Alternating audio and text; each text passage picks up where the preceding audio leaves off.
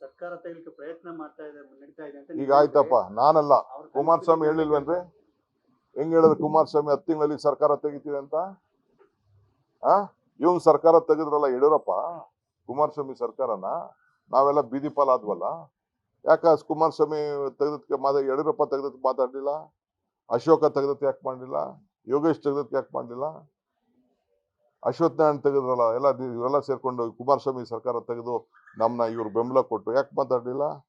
ನಮ್ ಸರ್ಕಾರನ 10 ತಿಂಗಳಲ್ಲಿ ತೆಗೆದಾಕ್ಬಿಡ್ತೀನಿ ಅಂತ ಹೇಳ್ತಾರ. ಏನ್ ತೆಗೆದಾಕ್ಬಿಡೋದು ಇವ್ರು? ಮುಟ್ಲಿ ನೋಡೋಣ.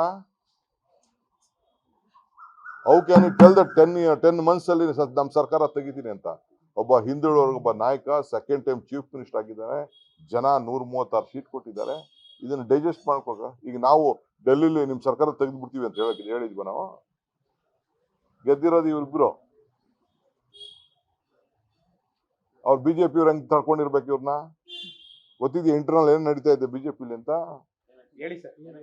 ನಾನ್ ಹೇಳೋದ್ ಬೇಡ, ಅನುಭವಿಸ್ತಾ ಇರೋರು ಗೊತ್ತವ್ರಿಗೆ, ಬಿಜೆಪಿ ಅವ್ರಿಗೆ.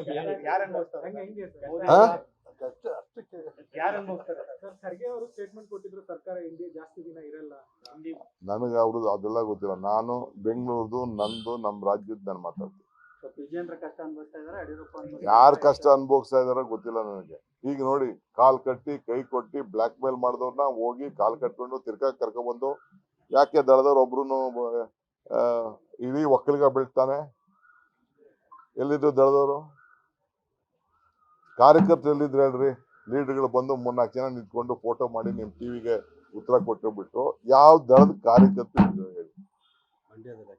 ಮಂಡ್ಯಲ್ಲಿ ಎಲ್ಲಿದ್ರು, ಮದ್ದೂರಲ್ಲಿ ಎಲ್ಲಿದ್ರು, ರಾಮನಗರದಲ್ಲಿ ಎಲ್ಲಿದ್ರು, ಬಿಡದಿಲ್ ಎಲ್ಲಿದ್ರು, ಶ್ರೀರಂಗಪಟ್ಟಣದಲ್ಲಿ ಎಲ್ಲಿದ್ರು? ಇದ್ರು ಬಿಜೆಪಿ ಅವ್ರು. ಹೊರಗಡೆಯಿಂದ ಬಂದವರು ಒಂದಷ್ಟು ಜನ ಇದ್ರು.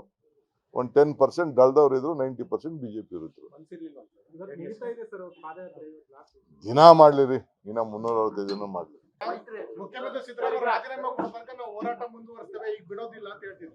ನೋಡ್ರಿ, ರಾಜೀನಾಮೆ ಕೊಡೋ ಪ್ರಶ್ನೆ ಇಲ್ಲ, ರಾಜೀನಾಮೆ ಕೊಡೋ ಪರಿಸ್ಥಿತಿ ಉದ್ಭವದಿಲ್ಲ. ಇದೆಲ್ಲ ರಾಜಕೀಯದ ಷಡ್ಯಂತ್ರ.